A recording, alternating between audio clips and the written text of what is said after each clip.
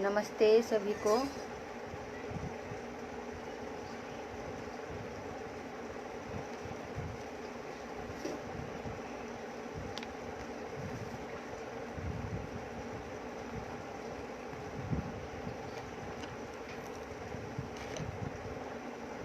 सभी लोग धीरे धीरे जुड़ रहे हैं।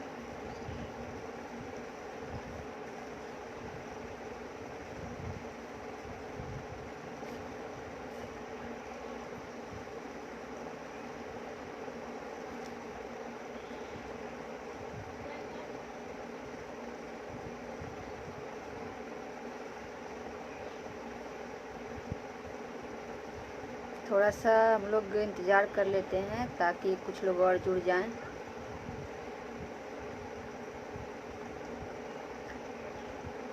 धन्यवाद भरत भैया।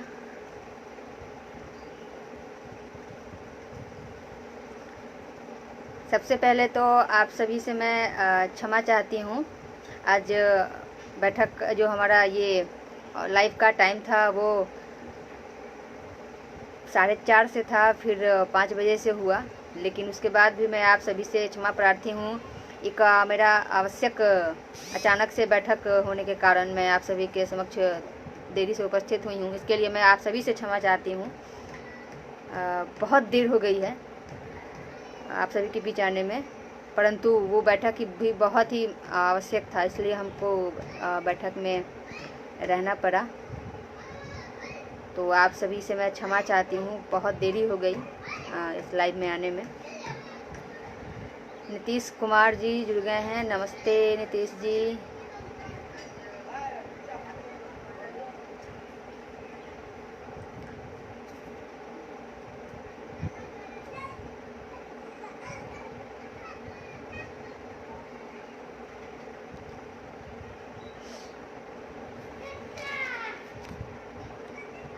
सभी को नमस्ते।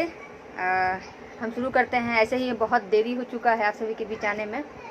सबसे पहले तो मैं अपना परिचय देती हूँ। मैं लक्ष्मी कुमारी, अखिल भारतीय विद्यार्थी परिषद बिहार प्रांत की प्रांत मंत्री।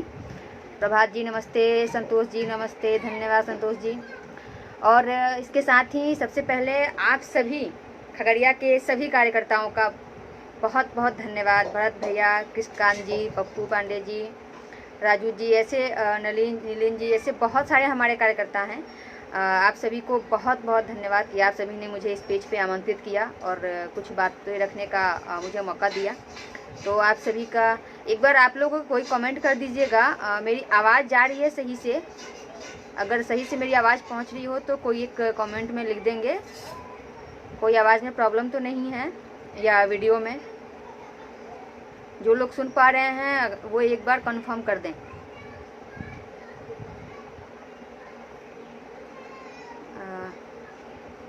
पप्पू जी, कृष्णकांत जी, कोई एक आदमी आप लोग एक बार कंफर्म कर दीजिए आवाज़ मिल रही है सही से?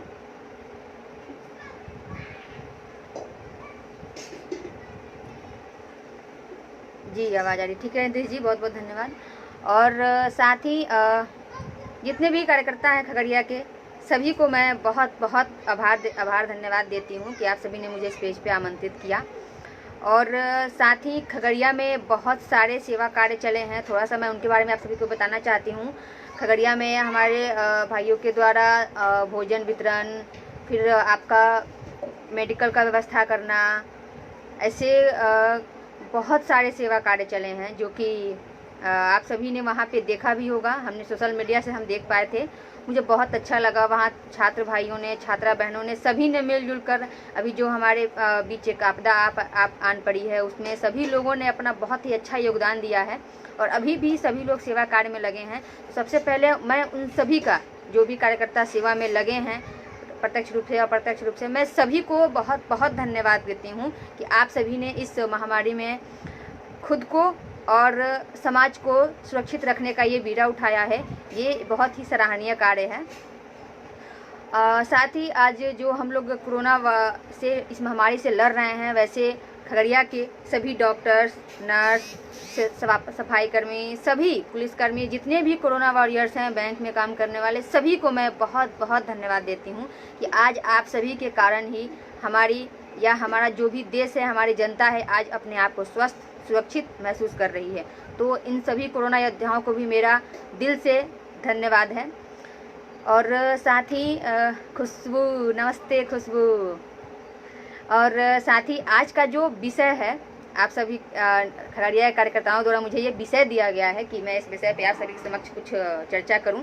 तो ये हमारा चर्चा का भी विषय है। तो आप सभी से आग्रह होगा, जितने भी लोग लाइव हैं, तो आप लोग अपना प्रश्न भी पूछें। मैं कोशिश करूंगी कि आप सभी के प्रश्नों का मैं जवाब भी दे सकूं।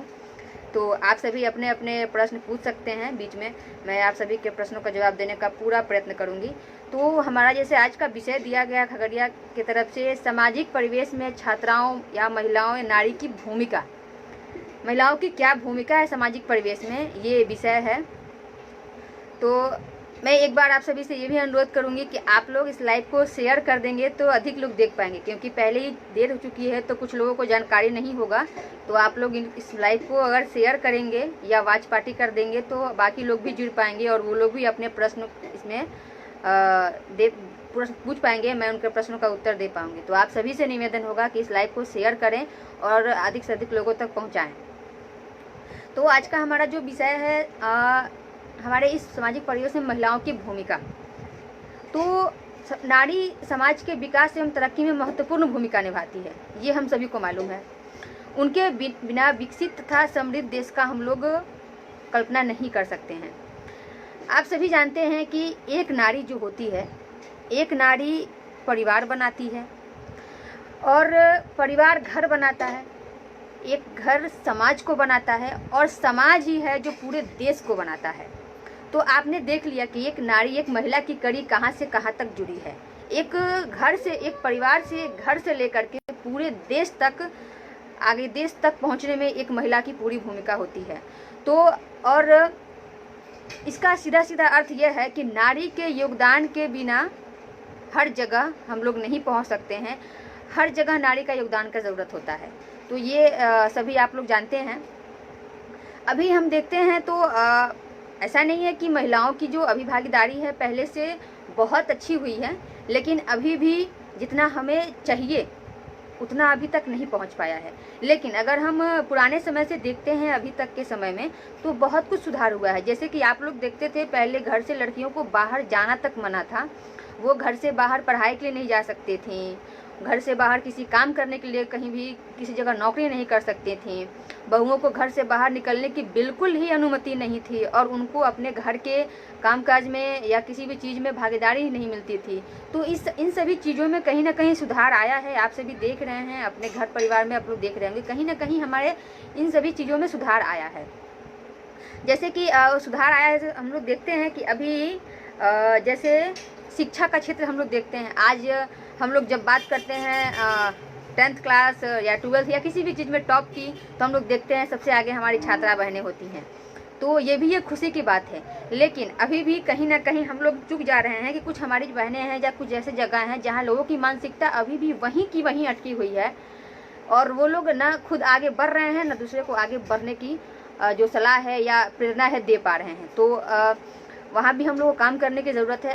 हम सभी अभी देखते हैं जैसे कि अभी राजनीति में अगर हम लोग आए तो यहाँ भी महिलाओं का पूरा योगदान उनको दिया जा रहा है।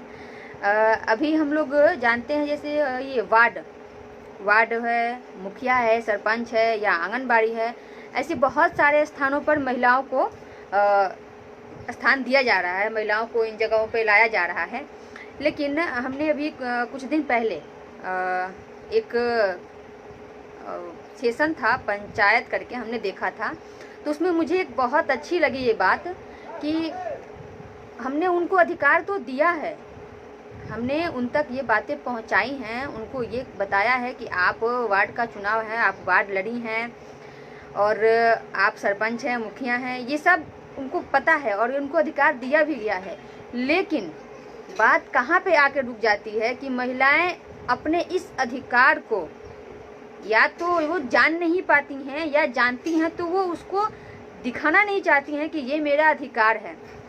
मैंने बहुत जगह देखा है, आप सभी ने भी देखा होगा कि वार्ड महिला है, मुखिया महिला है और सरपंच, आंगनबाड़ी भी, ये सभी लोग महिला ही हैं। लेकिन जब बाहर समाज में कार्य करने का समय आता है तो इनके घर के पुरुष या इनके बेटा हो या इनके पति हो, कोई भी हो, घर का पुरुष आगे आता है। क्यों? ये हमारा सवाल होना चाहिए, क्योंकि अभी भी हम अपने सामाजिक परिस्थिति में ऐसा देख रहे हैं। हमने अधिकार उनको दिया, वोट हमने उनको दिया, अधिकार उनके पास है, लेकिन जब समाज में कार्य करने की बात आती है और सामने आने की बात होती है तो हम लोग क्यों नहीं आगे आते हैं? क्यों हम पुरुषों पे फिर आधारित हो जाते हैं? कि मैंने बहुत जगह सुना भी है। एक ऐसे ही हम आंगनवाड़ी वर्कर से बातचीत कर रहे थे, जिले का नाम तो मतलब ऐसे बहुत जगह हमने बातचीत किया है। तो एक जगह आंगनवाड़ी वर्कर से बातचीत हो रही थी, तो हम उनके घर पे बैठे थे। तो हमने उनसे पूछा कि आप जब मीटिंग होती है कहीं भी या कोई कार्य होता है तो आप वहाँ जाती हैं? तो उन्होंने एक ही शब्दों में कहा कि हम घर पे बैठ के बच्चों को पढ़ाते हैं और जहाँ हमको साइन करना होता है, सिग्नेचर करना होता है, वहीं हम जाते हैं। बाकी जो गांव का काम होता है या सर्वे वगैरह ये हमारे पति देखते हैं। तो मुझे वहाँ बहुत ही मतलब ये आश्चर्य हुआ कि हमने आपको दिया अधिकार, लेकिन आपने अपने अधिकार को पहचाना नहीं। हम क्यों नहीं जा सकते हैं भाई? आज एक हमारी मुखिया जो महिला है, हमने महिला मुखिया को वोट दिया है। आज जब भी कोई कहीं भी कार्य होता है तो हम लोग, वो जो महिला है वो आगे क्यों नहीं आती हैं?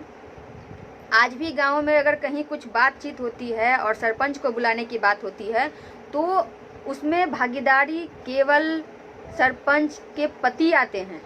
सरपंच जो महिला है वो नहीं आ पाती हैं। तो कहीं ना कहीं हमने अपने अधिकार को जाना नहीं है, या जानते हुए भी हम उनको अनसुना कर रहे हैं। तो हमको इस बारे में भी सोचने की बात है कि सामाजिक हम लोग परिवेश में तो हमने उनको दिया है दायित्व, लेकिन वो उसका निर्वहन नहीं कर पा रही हैं। या तो ये उनका अधिकार उनसे नहीं उनको दिया जा रहा है घर वालों के तहत, या वो डर रही हो, या वो खुलकर सामने आना ही नहीं चाहती हो। बहुत सारी बातें हो सकती हैं। दूसरी बात हम एक और यहाँ बताना चाहेंगे कि घर में जब एक लड़की पैदा होती है तो हम लोग उसको बचपन से ही एक ही बात सिखाते हैं, बर्दाश्त करना सीखो। और कहीं कुछ ऐसे बातें हो रही हैं तो उसको अनसुना करो। जैसे कि अगर एक बेटी जब बहू बनकर दूसरे के घर जाती है तो वहाँ अगर उसके साथ कुछ अन्याय होता है तो उसको कहकर ये टाल देती है उसकी माँ कि अरे छोटी छोटी बातें हैं, इस पर ध्यान नहीं देना चाहिए। बहुत इसलिए होती है जिसको बर्दाश्त करना पड़ता है। ऐसे मैं आपको एक और चीज़ का उदाहरण देना चाहूँगी। एक हमने कुछ दिन पहले एक और फिल्म आई थी थप्पड़, आप सभी ने शायद देखा होगा। लेकिन मुझे उसमें कुछ हम लोग फिल्म तो देखते हैं लेकिन उनमें से कुछ अच्छी अच्छी बातों को निकालना भी चाहिए और समाज के सामने उसको लाना भी चाहिए। ये जो फिल्में बनती हैं या कुछ भी ऐसे आते हैं तो उसमें कुछ ना कुछ ऐसा क्लू होता है जो कि हमको ढूंढना चाहिए। हमने ढूंढा और आपके समक्ष हम रखना चाहते हैं। उसमें एक जगह था कि जो उसमें महिला है, एक बार कभी उसके साथ मतलब पार्टी वगैरह चल रही होती है, फंक्शन, उसमें किसी बात पे उसके पति गुस्सा रहते हैं और किसी से झगड़ रहे होते हैं। तो ये जो महिला है वो जाकर बीच में इंटरप्ट करती है और झगड़े को छुड़ाने की कोशिश करती है। तो और इसी झगड़े में जो पुरुष है, पति है, वो महिला पे हाथ उठाते हैं, उसको थप्पड़ मार देते हैं। और ये थप्पड़ के बाद महिला का रात की नींद, खाना पीना, चैन, उसको समझ ही नहीं आता है कि आखिर ये थप्पड़ जो उन्होंने मारा ये क्या उनका अधिकार था। और इसमें हर महिला, वो जिस महिला के पास जाती है, लॉयर के पास जाती है, अपनी माँ के पास जाती है, अपनी सासू माँ के पास जाती है, हर जगह उसको एक ही बात सुनने को मिलता है, अरे एक ही थप्पड़ तो मारा है, वो उससे क्या हो जाता है, ऐसा उसमें सुनने को आता है। लेकिन उसके मन को संतुष्टि नहीं हो पाती है। यही हमारे अंदर लाने की ज़रूरत है कि एक ही थप्पड़, आज एक है, कल 2 होगा, कल 4 होगा, ऐसे बढ़ते जाएगा। तो यहाँ मैं कुछ ज़्यादा नहीं, बस मैं आपको ये दिखाना चाहती हूँ कि हम लोग ये समझें कि मेरा अधिकार क्या है। हम लोग अपने लड़कियों को या बच्चियों को शुरू से यही ज्ञान ना दें कि हमेशा बर्दाश्त करो। हाँ, बर्दाश्त करना चाहिए, लेकिन एक हद तक। ऐसा ना हो कि हम बर्दाश्त करते जाएं और आगे चलकर वो एक हद पार हो जाए। तो इस पर भी हम लोगों को ध्यान देना चाहिए। ऐसे बात आती है जब छात्राओं की अभी वर्तमान में सामाजिक परिवेश में क्या भूमिका है, तो मैं एक, आप सभी जानते हैं अभी हमारा अखिल भारतीय विद्यार्थी परिषद पूरे भारत में सेवा कार्य चल रहा है। अलग अलग तरह से ऑनलाइन क्लासेज चल रहे हैं, मोटिवेशन क्लासेस चल रहे हैं, योगा चल रहा है, तो ये सारे कार्य चल रहे हैं। तो इन सभी चीज़ों में हर जगह हर कार्य में छात्राओं की भूमिका है। बहुत दूर नहीं जाते हैं, आपके खगड़िया की ही बात करते हैं। खगड़िया में ही हमारी छात्रा बहनों ने, आप सभी ने देखा होगा, सोशल मीडिया के माध्यम से हमने भी देखा है, छात्रा बहनों ने मास्क की सिलाई की है और वो छात्र भाइयों से उनका वितरण करवाई हैं। तो जितना भी सहयोग हो सकता है उन्होंने करने का प्रयास किया है। तो हमारी भूमिका जो है वो दिख रही है। अभी भागलपुर में या ऐसे बहुत सारे ज़िले हैं बिहार में, हर जगह पे छात्राओं ने अपने घर से बाहर आकर, अपने घर वालों से बातचीत करके घर से बाहर आकर समाज में भोजन वितरण का कार्य भी किया है, सामग्री वितरण का कार्य किया है, साबुन वितरण किया है। तो ये सब हमारी छात्रा बहनें भी कर रही हैं, वो भी कोरोना योद्धा की तरह हम लड़ रही हैं। साथ ही हम बात करते हैं तो अभी हाल ही में भागलपुर में छात्राओं ने एक सैनिटरी नैपकिन बांटने का काम किया। ऐसी कुछ जगहों पर जाकर उन्होंने सैनिटरी नैपकिन दिया। तो ये भी कहीं ना कहीं हमारे अंदर है कि छात्राएं जो हैं समाज में अपनी भूमिका दर्ज करा रही हैं, वो अपने कार्य में सफल रही हैं। अभी पूरे बिहार में लगभग सभी जगहों पे छात्रा कार्य बहुत तेज़ी से चल रहा है। अभी आप सभी के सामने एक और उदाहरण है कि आज पूरे भारत का अखिल भारतीय विद्यार्थी परिषद ने पूरे भारत का नेतृत्व कर रही राष्ट्रीय महामंत्री सुश्री निधि त्रिपाठी दीदी, ये आप सभी के सामने एक उदाहरण है। तो छात्राएं कहीं भी किसी भी समाज में, मैं तो बस हमेशा एक ही लाइन बोलती हूँ, मैं आप सभी के समक्ष भी वो लाइन रखना चाहती हूँ, कम नहीं नारी किसी से साबित कर दिखलाएगी, कम नहीं नारी किसी से साबित कर दिखलाएगी, खोल दो गर बेड़ियाँ इनकी, खोल दो गर बेड़ियाँ इनकी, हर मंजिल को पा जाएगी, हर मंजिल को पा जाएगी। तो ये हम सभी को समझने की ज़रूरत है कि नारी कभी भी किसी भी चीज़ में कम नहीं है। बस हम उनको उड़ान भरने के लिए उन तक हम लोग उनका हौसला बने, उनको आगे बढ़ने की प्रेरणा दें, तो वो आगे आ सकती हैं। वहीं जब हम बात करते हैं, पहले हमारे यहाँ महिलाओं की स्थिति बहुत अच्छी थी। हमने सुना कि हमने देखा भी है, जैसे कि शस्त्र बनाने में महिलाओं का बहुत बड़ा योगदान था। महिलाएं वैदिक क्षेत्र में भी आगे थीं। और हमने शास्त्रार्थ में भी सुना है कैसे शंकराचार्य को हराया था। तो हम लोगों को धीरे धीरे आगे बढ़ना है, लेकिन कहीं ना कहीं हम पीछे होते जा रहे हैं। मैं सभी से एक ही बात पूछती हूँ, अभी जब हम राजनीति की बात करते हैं, राजनीति में जब मैं थोड़ा सा बहुत अपने बारे में बताना चाहती हूँ, क्योंकि आज कहीं ना कहीं बिहार प्रांत में पहली बार ऐसा हुआ है कि छात्रा को पूरे प्रदेश का नेतृत्व करने का दायित्व सौंपा गया है। तो ये भी हमारे कार्य का ही फल है। हमने अपना कार्य करके दिखाया है। हम छात्राओं ने, अभी हमारी जो छात्रा बहनें हैं, हमारे प्रांत में लगभग 6-7 छात्राएं प्रांत स्तर पे इस बार आई हैं। तो आखिर हमने अपने कार्य को समाज में दिखाया है कि हम भी आगे आ सकते हैं। ये भार सौंपने का है कि हमारी छात्रा बहन भी नेतृत्व कर सकती हैं, वो पूरे प्रांत को, पूरे भारत को चला सकती हैं। ये आपके सामने जीता जाता उदाहरण है। लेकिन अभी भी गांव में कुछ लोगों की मानसिकता ऐसी है कि हमें अभी भी उस लायक लोग समझते नहीं हैं। तो आखिर हम कितने लोगों के सवालों का जवाब देते फिरेंगे? हम जब घर से बाहर निकलते हैं और घर से बाहर 2 दिन 3 दिन हम कार्यक्रम में रहते हैं, और जब वापस आते थे, या अभी भी बहुत लोग हैं, कुछ लोग वापस आते थे तो लोग कई तरह की बातें बनाते थे। कहाँ से जा रही है, कहाँ रहती है, फिर घर से बाहर रहती है, कैसे इसके माता पिता हैं, इसको बाहर जाने देते हैं। लेकिन जब कभी कभी लोगों के सामने ये सोशल मीडिया के तहत या प्रिंट मीडिया के तहत लोगों के सामने दिखने लगा कि आज सिवान जिले का, भगवानपुर का, अपने गांव का नाम रोशन कर रही है, कहीं ना कहीं ये अच्छा कार्य कर रही है, तो लोगों की मानसिकता बदली है।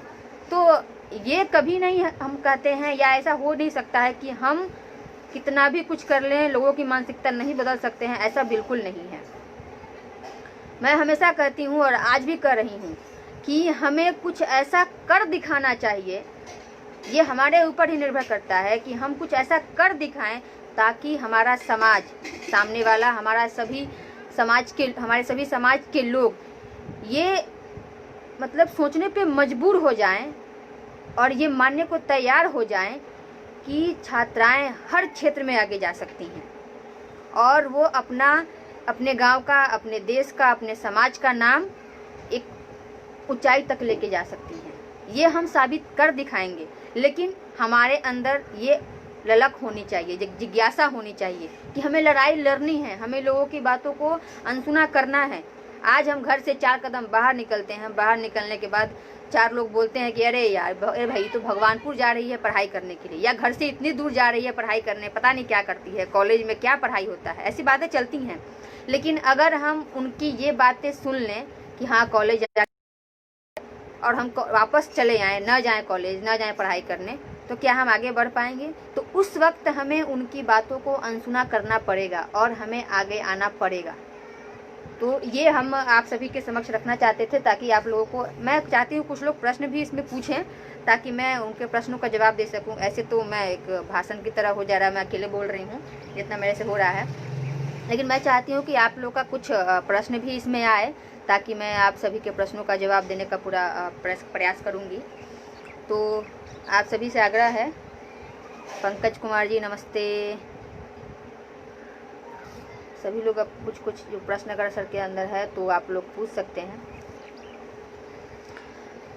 तब तक मैं कुछ बातें आप सभी के समक्ष और रखती हूँ। मैं इंतज़ार कर रही हूँ आप सभी के प्रश्नों का। आप सभी अगर कुछ पूछना चाहें इस बारे में तो आप पूछ सकते हैं, मैं कोशिश करूँगी आप सभी के सवालों का जवाब देने का।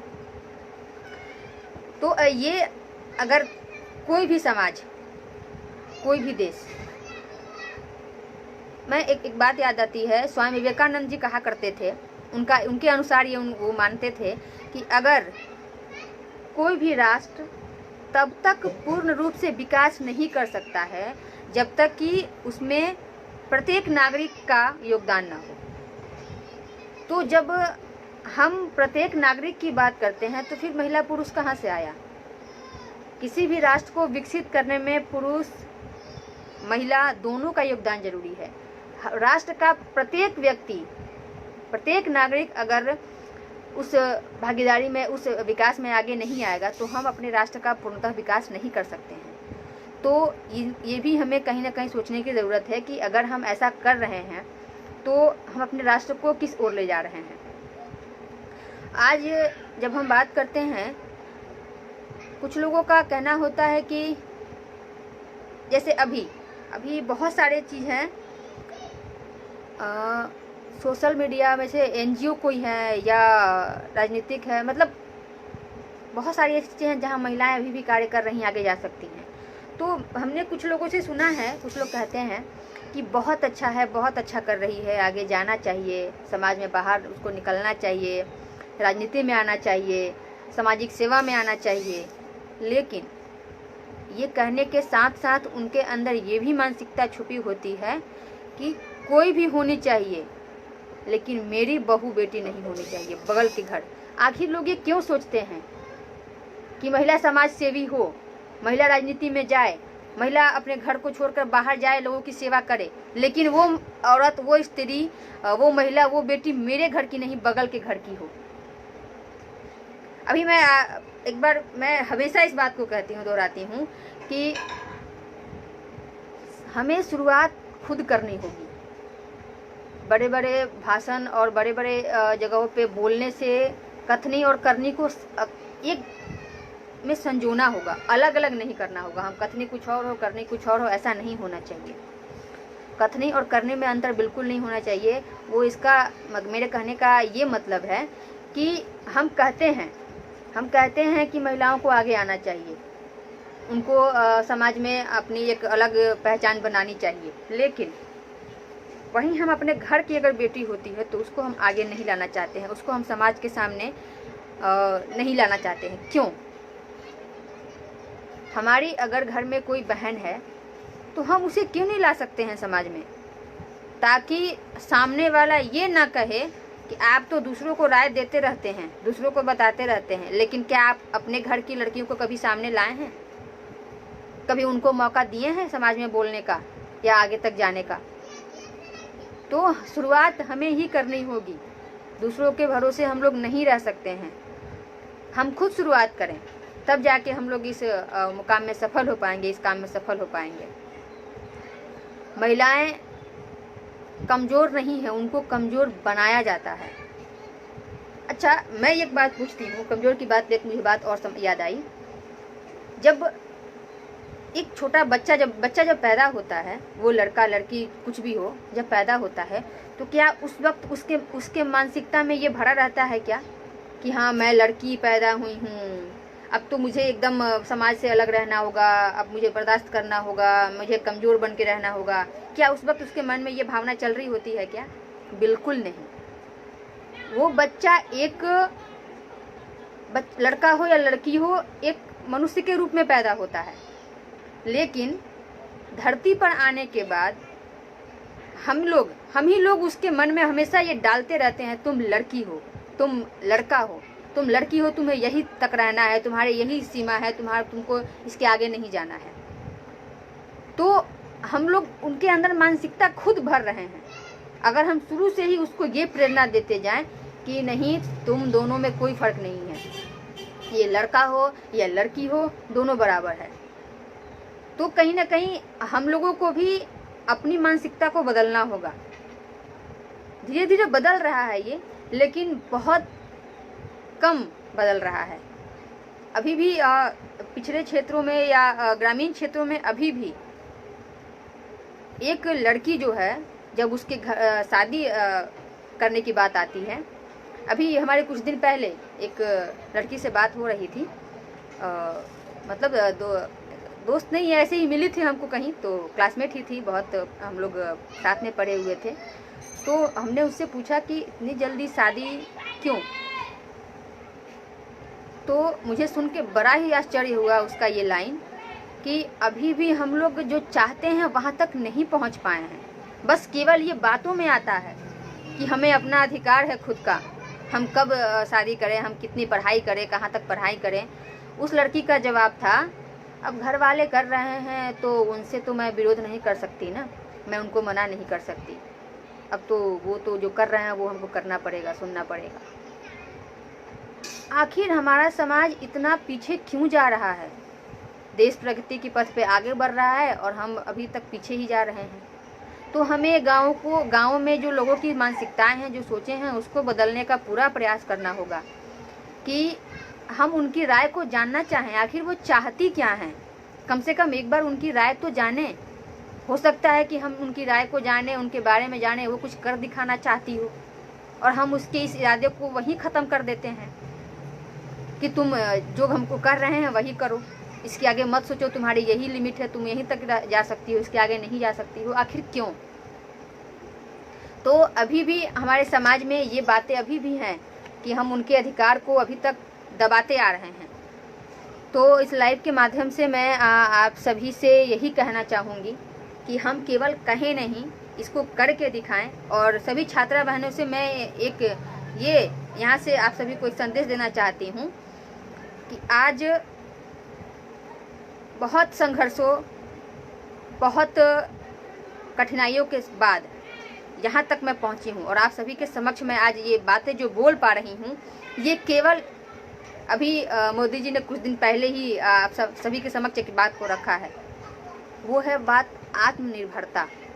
हम आत्मनिर्भरता को लाना होगा, अपने अंदर एक दृढ़ संकल्प लेना होगा, निश्चय लेना होगा कि अगर हमें कुछ कर दिखाना है तो थोड़ा तो हमें क्रोध लाना होगा, थोड़ा तो हमें अपने अंदर एक जो जिज्ञासा है उसको उत्पन्न करना होगा, थोड़ा समाज की कठिनाइयों को भी सहना होगा, संघर्ष करना होगा।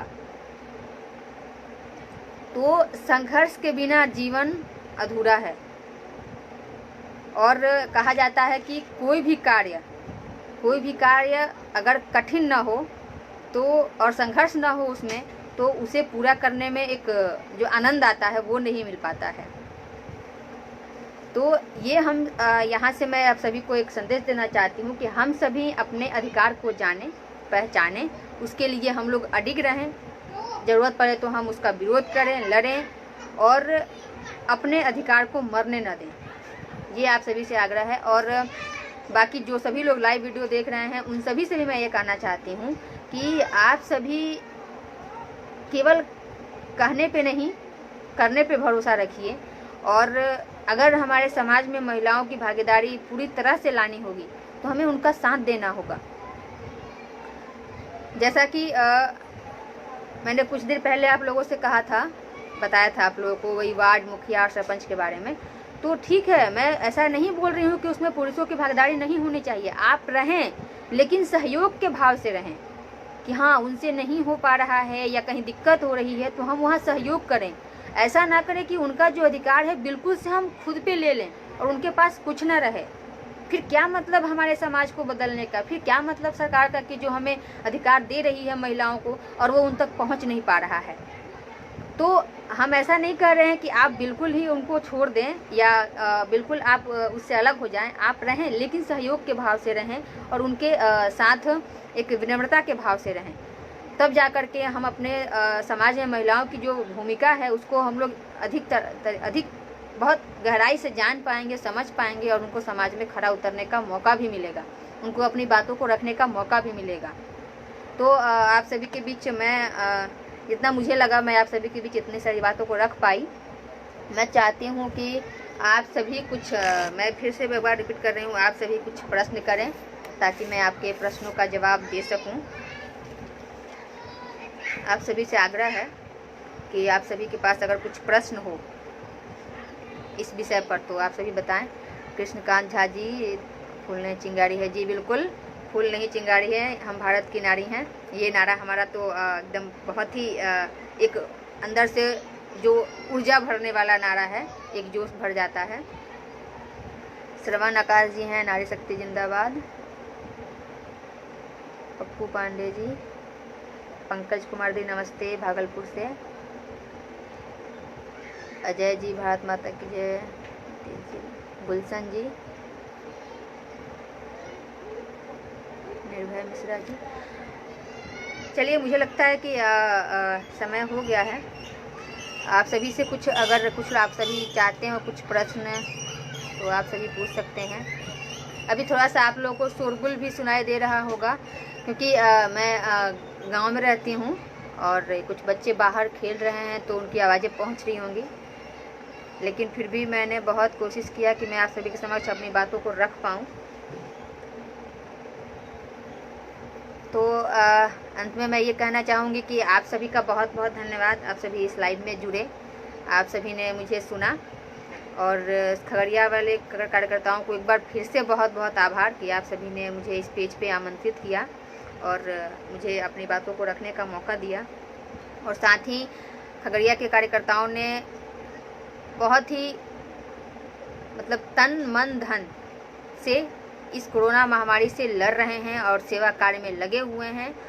तो एक बार आप सभी को हृदय से सहृदय धन्यवाद कि आप सभी ने इस महामारी में देश हित में अपनी सोच को रखा और जहाँ तक आप सभी से हो पाया आपने प्रयास किया कि कहीं किसी को दिक्कत न हो, कहीं कोई भूखा न सोए। ये आप सभी का प्रयास बहुत ही सराहनीय रहा और बहुत अच्छा लगता है ये देखकर जब हमारे कार्यकर्ता ये सेवा कार्य में लगे रहते हैं। कभी भी ये ऐसा नहीं है कि ये केवल इसी समय, हमेशा ऐसा लगे रहते हैं। विद्यार्थी का कोई भी कार्यकर्ता हो, हर कार्यकर्ता के मन में सेवा भाव, सेवा कार्य, जो देशभक्ति, जो देश के प्रति निष्ठा है वो हमेशा उसके अंदर समाहित होती है। और जब भी हमारे देश को ज़रूरत होती है तो हमारे सभी कार्यकर्ता बंधु इसमें खड़े हो जाते हैं और अपनी जान की बाजी लगाकर देश की सेवा में लग जाते हैं। तो एक बार आप सभी को बहुत बहुत धन्यवाद।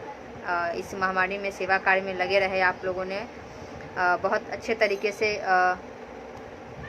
अपने सेवा कार्य को पूरा कर रहे हैं और लोगों की मदद कर रहे हैं। तो आप सभी को बहुत बहुत धन्यवाद। चलिए, मैं आप सभी को फिर से एक बार धन्यवाद देती हूँ और मैं इस लाइव को यहीं समाप्त करती हूँ। नमस्ते कृष्णकांत जी, पप्पू जी, भरत भैया, आप सभी ने मुझे, आप सभी को भी बहुत बहुत धन्यवाद कि आप सभी ने मुझे यहाँ आमंत्रित किया। और फिर से मैं एक बार क्षमा प्रार्थी हूँ कि आज मुझे इस पेज पे आने में बहुत देरी हो गई। आप सभी ने मुझे सुना, इसके लिए बहुत बहुत धन्यवाद। सभी को नमस्ते, नमस्ते, वंदे मातरम।